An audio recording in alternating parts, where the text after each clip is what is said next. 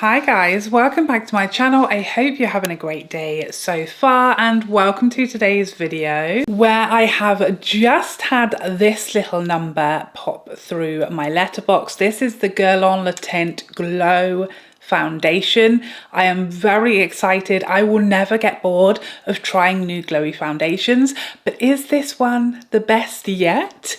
It's got tough competition in 2025. It's been raining glowy foundations. Will this be the ultimate of all the glowy foundations? We're going to find out today. I'm going to be sharing all of the details, all of my thoughts, and an 8-hour wear test. So I guess we'd better get on with it, hadn't we? Let's go. So apologies if I feel slightly befuddled. I've literally just got back from taking my daughter for her entrance exams and interviews for the school that she's hoping to start next year, her big school, which is terrifying me. Also, I don't know if it will count against us, but I parked in the wrong car park and this school is huge. We then got lost on our way trying to find the reception and ended up with the groundskeeper having to escort us on his ride-along lawnmower. I'm pretty sure she's not going to be getting in there. So I'm a little bamboozled, but what better to do than play with new makeup when your nerves have been shot all morning? And let me just say, Guerlain know how to make my heart race when it comes to packaging. This is a delight, isn't it? So let's start off by unboxing this gorgeous little package together.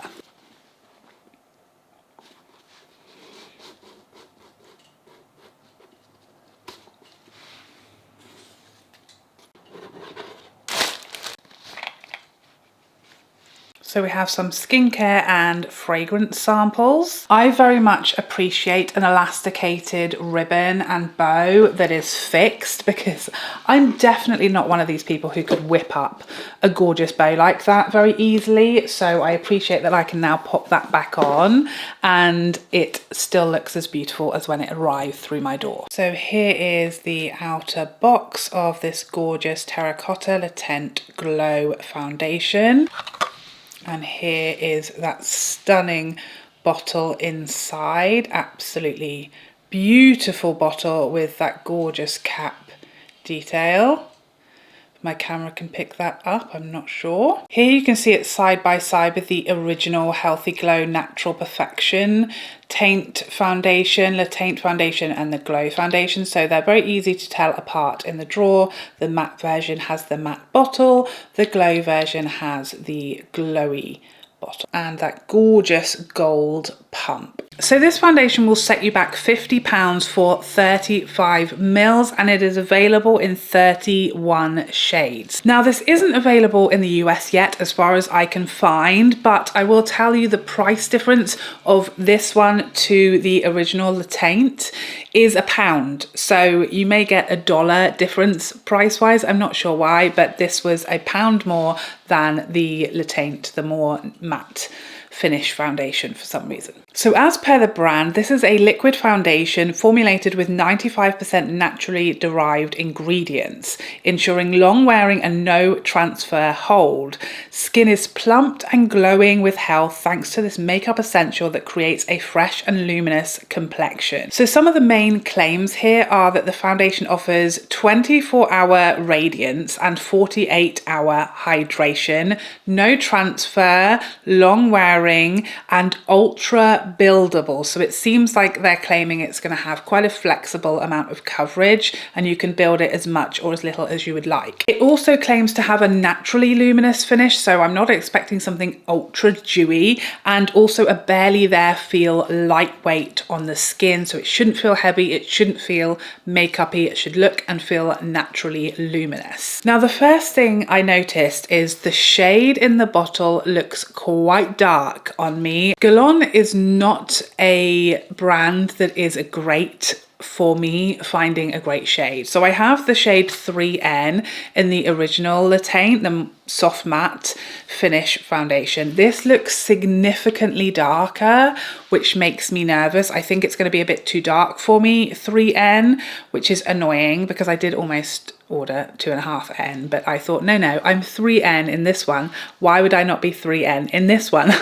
But they love to play with us, these companies. They like to keep us on our toes. So be prepared for a too dark foundation. I'm just praying that the bottle is misleading me and it's going to be lighter than it looks, but I don't think it is. But we're going to make it work. So let's dive into the application, and everybody hold your breath and cross your fingers that this isn't going to look utterly unhinged on me. Okay, so as always, I'm going to prime my skin with the Tom Ford Soft Matte Primer. It's my favorite primer. It's the primer I used pretty much every single time I do my makeup. So I know it's reliable. I know it's not going to create anything untoward happening on my skin. So I'll know that anything that happens today that is new is down to this foundation, because this primer has never let me down. So I am expecting this to be quite runny. Do you know what? It is a bit lighter than the bottle.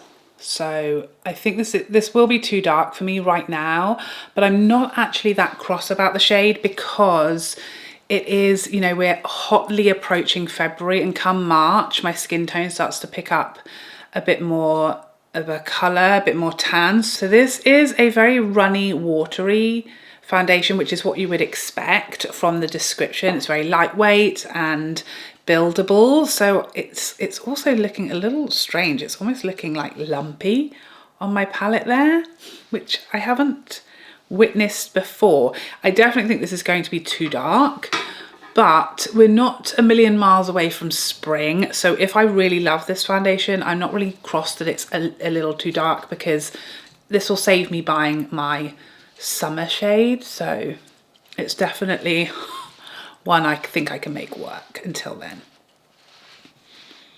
Wow, so I just used, you know, a few little dots there to see how natural this foundation can be, and I'm using my Rephr damp beauty sponge on this side, and we'll use a brush on the other side to see if there's a better way to apply this. There doesn't seem to be sort of instructions on the website that say, you know, use a sponge or they recommend a brush. It doesn't really seem to say. So we're going to try both today and see which we prefer, if any.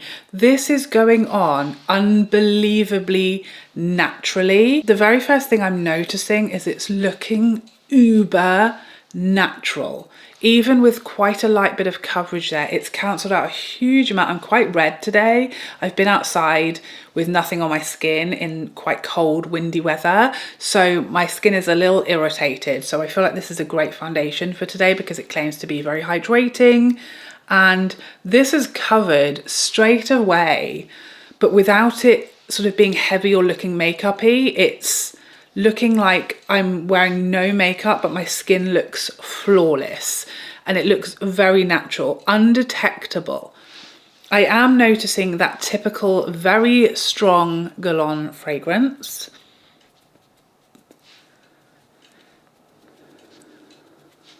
But it is absolutely weightless. It feels like nothing on the skin, and it feels quite hydrating as well. My skin is loving this as it's going on. My skin is feeling soothed and hydrated and cooled because it was a little angry this morning. It did not appreciate going from very cold wind to really warm central heating instantaneously. Sorry, skin. So this is a little built up, and I'd say I feel like we're at a very natural medium coverage, but it's looking like full coverage. Does that make any sense? It's covered and neutralized all of this angry red skin, and everything is looking flawless and beautiful, but very natural. I also, as far as I can tell, I'm useless with ingredients, but It looks like this is a water-based foundation and my primer is silicone-based. Having said that, this just doesn't seem to care. This foundation has never not worked. Sorry, this primer has never not worked with a foundation. So it is very reliable, and even water-based foundations in theory that shouldn't love to work with this don't seem to mind. There's no separation or any issue like that occurring. It looks gorgeous, and as per the description, it's not dewy and super shiny. It's a gorgeous natural luminosity. It's not as glowy as the Hourglass. That's my immediate thing that I'm noticing. Even though it's just applied, it's definitely less glowy than the new Hourglass foundation. So I'm gonna do the same on this side. I definitely think this shade is okay. If you're trying to match my winter shade, then I would go up to 2N or 2.5N. I think this is, it's a bit too dark for me really right now, but I definitely can make it work. Okay, so it's going on beautifully quickly again with a brush. Do you see with that really small amount, that thin layer, how much redness has toned down? So this is like a light coverage, but it feels more than light. So although I can see in the mirror that this is a light amount of coverage, it's neutralized everything so well that you could absolutely use this at its sort of lighter end of its coverage, but it's really going to neutralize redness very easily, and discoloration and things like that, and even everything out and make it look really flawless without you having to cover and cover and cover. So I have now used everything that was on that palette, which was a couple of pumps. You know, although I'm building this up to see what the coverage can do, I'm actually not really using a lot of the foundation. It's not taking a lot to really even everything out and give me a really nice amount of coverage. It does feel lovely and hydrating. You can see in comparison to my neck, a little too dark, but with concealer, I can make this work absolutely fine. And then I won't need to buy another shade in a few months. Just gonna blend that down my neck so it's not so harsh of a difference. So this is really not taking any work or any blending at all. I'm going to show you, I'm just trying to build this up as much as possible. No cuts here. I'm not buffing, I'm literally just pushing it into the skin. It doesn't need any work. It's literally just melting into the skin. So far, I'm impressed. Can you tell? I'm not noticing the fragrance. I will say it's not off-putting, like as you're applying it. I can't smell it now, but when I put my nose near that palette earlier, I definitely got a perfumey result, tickling the nostrils. I'm just going to even my skin out now, and I definitely agree. So I definitely agree with the hydrating claim. I can feel that hydration on my skin. I definitely agree with the lightweight claim. It feels, my skin feels like I've just put a really hydrating moisturizer on it. It feels very lightweight and really fresh and cooling, which I'm really enjoying. So that claim I agree with. I also agree with the buildable claim because it was very easy to add a tiny bit and get what is actually a sheer coverage, but a lot of my redness toned right down. And now I'd say we're at the sort of fuller end of medium, but it still looks so natural and flawless. It's beautiful. I definitely feel like my skin is looking fresh and plumped and hydrated, but super natural. And the glow, like I said, definitely a step down from the Hourglass. More radiant as opposed to dewy, which the Hourglass is quite dewy. So here is a close-up before any other makeup goes on top.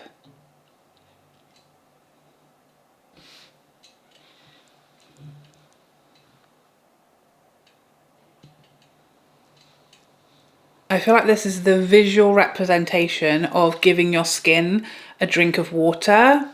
that's what this looks like. Okay, so I'm going to finish my makeup and I'll be back. Okay, so I've just gone in with some cream bronzer, my concealer, and I set my concealer areas under my eyes and my nose and chin, but no other setting powder and no setting spray. We're going to give this foundation a good 8-hour wear test today and see how it does by itself. I've definitely noticed that it has like dried down now a little, so it's not quite as glowy as it was when I first applied it, which I think it's still glowy enough for me, but I wish it had stayed as glowy as when I first applied it. You know me, the glowier the better, but there's definitely still some glow there. I don't have highlighter or blush on yet because I'm waiting for my Natasha Denona duos to arrive any minute so I can film those. So this is just with some bronzer. So there's definitely still some glow to the skin and some life to the skin, but I just wish it had a little bit more. It's still feeling very lightweight. I can't notice the fragrance anymore at all, and it's still looking flawless. It has not even looked at my smile lines. It hasn't soaked in or creased at all there just yet. So let's fingers crossed that that doesn't happen throughout the day. So I did film a quick snippet in natural daylight so you can see how the foundation looks in natural daylight. Very flawless, beautifully luminous and very natural. I think you can see the shade is off a bit more in the natural daylight as well, just a bit too dark for me. If I was going to do things again, if you are around my winter skin tone, I would have gone up maybe 2.5N or 2N. I'm not 100% sure how big of a jump it is. I do definitely think it is a little darker than the Le Teint, the original shade. So this is the Le Teint 3N and this is the glowy 3N, which is definitely a little darker. So bear that in mind. If you have your shade in the Le Teint, you may want to go up half a shade or a shade for the glow shade because it's definitely darker. So this is the original Le Teint and this is the Le Teint Glow. So a pretty good starting point, very flawless, looking plumped, feeling very lightweight, very smooth, very flattering on texture and lines. I'm enjoying it, I'm liking it. I loved the original Le Teint, but it was a little too matte for my personal preferences. So if this wears as well as this one does and stays as flawless as this, but with a little bit of glow, then I will be a happy girl. I will see you in 8 hours. Okay guys, I'm back and I'm in my Taylor Swift tour merch because it's freezing cold, okay?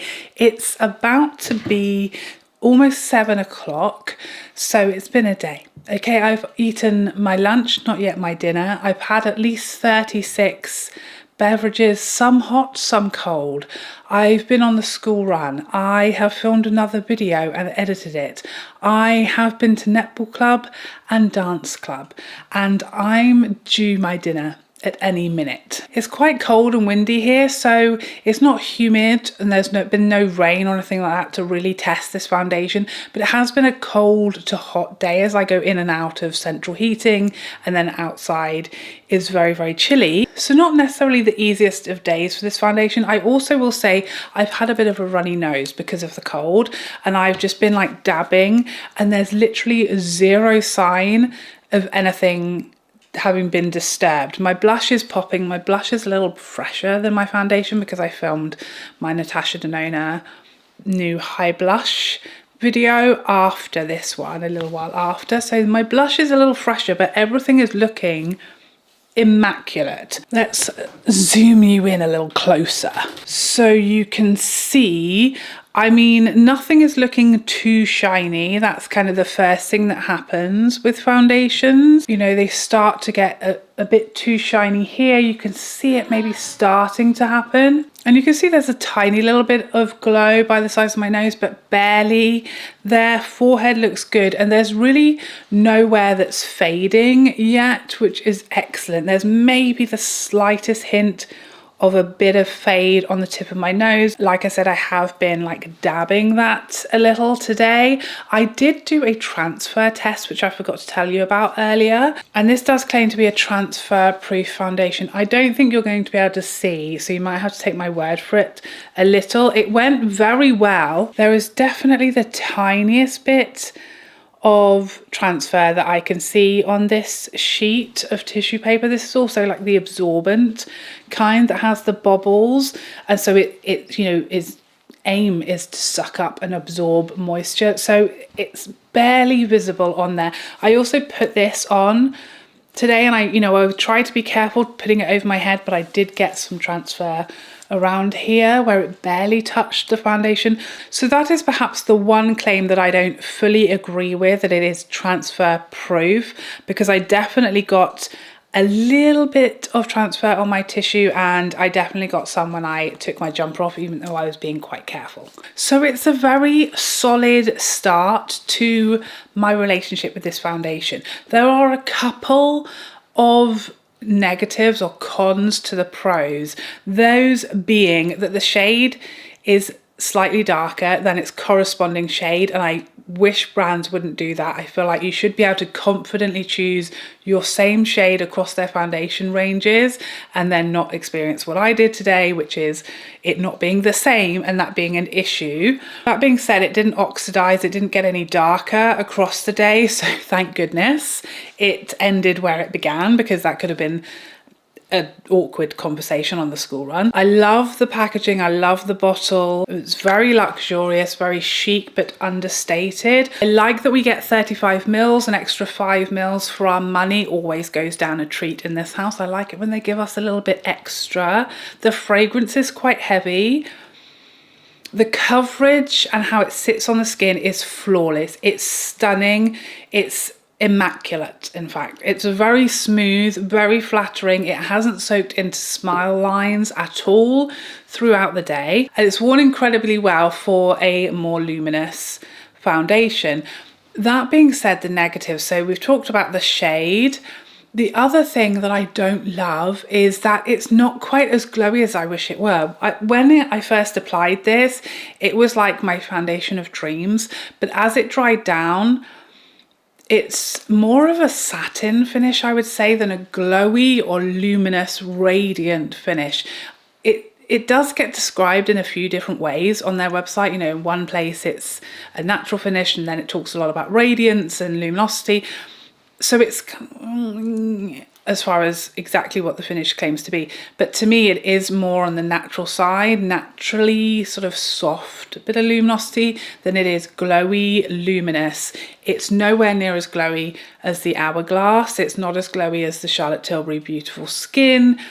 It's probably slightly less glowy than the Dior Stick foundation. So that for me personally is a little sad, because I loved it when it first initially applied. It had the perfect amount of luminosity, but it definitely dried down a bit.